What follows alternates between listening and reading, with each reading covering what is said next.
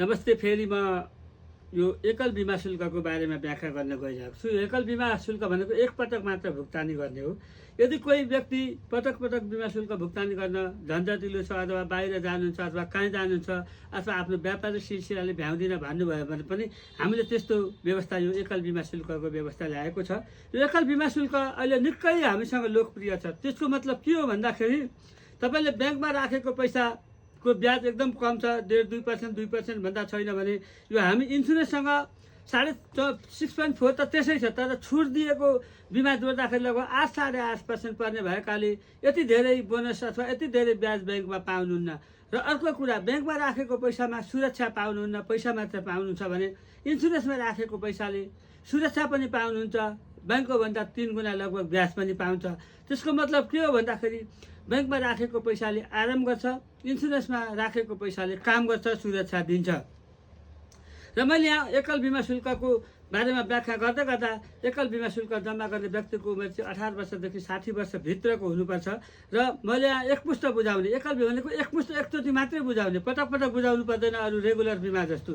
त्यही भएर मैले एकमुष्ट बुझाउने 15 लाखको बिमाङ्क निर्धारण गरेको छु। 15 लाखको बिमाङ्क निर्धारण गर्दै गर्दा तपाईँको जोखिम वहन चाहिँ 33 लाख रुपियाँ हुन्छ। यदि तपाईँले 15 लाख हामीलाई दिनुभयो भने पनि हामी 33 लाखको सुरक्षा दिन्छौँ। कस्तो खालको हो, यदि तपाईँले 15 लाख ब्याङ्कमा राख्नुभयो भने कहिले पनि ब्याङ्कले तपाईँलाई 33 लाखको सुरक्षा दिँदैन, त्यही 15 लाखको ब्याज दिन्छ, केही पनि दिँदैन जोखिम भयो भने। तर हामी तपाईँलाई 15 लाख राखेर पनि 33 लाखको सुरक्षा दिने, त्यो भनेको जीवन बिमा कम्पनी नेसनल लाइफ मात्रै हो।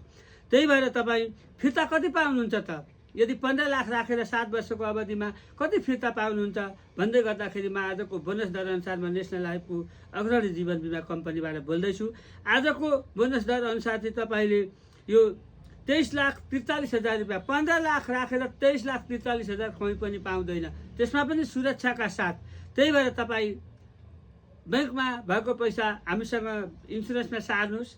इन्सुरेन्सको पैसाले तपाईँलाई सुरक्षा दिन्छ, मुनाफा ज्यादा दिन्छ, काम गर्छ, तर ब्याङ्कमा भएको पैसाले आराम मात्रै गरेको हुन्छ, तपाईँलाई पक्कै पनि थाहा होला। त्यही भएर यो बिमा सम्बन्धी अन्य जानकारी चाहिएमा अथवा अन्य प्लानहरू, अन्य हामीसँग धेरै बिमा योजनाहरू छन्। जस्तै पसलमा सामान राख्दै गर्दा हामीसँग जन्मेदेखि 60 वर्ष भएका व्यक्तिहरूसँग कस्तो लुगा लाउने, के किन्ने अथवा हरेक चिजहरू पसलमा हुन्छन् भने हामीसँग पनि त्यस्तै छन्। तर मैले यो एकल बिमा शुल्कको मात्र व्याख्या गरेकोले यो हामीसँग धेरै प्रोडक्टहरू भएकाले तपाईँ कस्तो खालको बिमा लिन चाहन्छ, एकपटक अथवा रेगुलर, तपाईँलाई जुन पनि हामी दिन सक्छौँ। त्यही भएर हाम्रो स्क्रिनमा दिएको, युट्युबमा दिएको अथवा टिकटकमा दिएको भाइबर, तपाईँको वाट्सएप, फोन, जुनसुकै माध्यमबाट पनि तपाईँले हामीलाई म्यासेज गर्न सक्नुहुन्छ।